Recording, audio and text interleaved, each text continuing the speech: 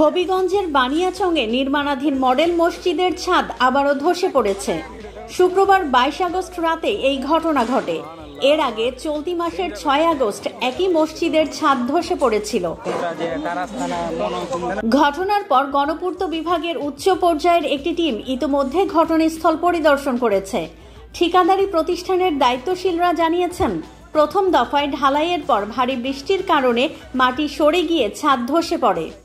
সর্বশেষ ঢালাইয়ের সময়ও শাটারের খুঁটি স্লিপ করে পুরো ঢালাই একদিকে পড়ে যায়। তবে শ্রমিকরা নিরাপদে বের হয়ে আসেন। দেশব্যাপী 560টি মডেল মসজিদ নির্মাণের অংশ হিসেবে বানিয়াচং উপজেলা পরিষদের সামনে এই মসজিদটি নির্মাণ করা হচ্ছে। SSL&আলী জেভি নামের ঠিকাদারি প্রতিষ্ঠান কাজটি করছে।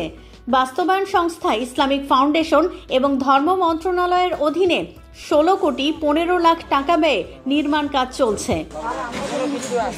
চুক্তি মূল্য ধরা হয়েছে প্রায় 14 কোটি 93 লাখ টাকা। চলতি বছরের ডিসেম্বরের মধ্যে কাজ শেষ হওয়ার কথা থাকলেও এরই মধ্যে দুটি ছাদ ধসের ঘটনায় স্থানীয়দের মধ্যে ক্ষোভ দেখা দিয়েছে।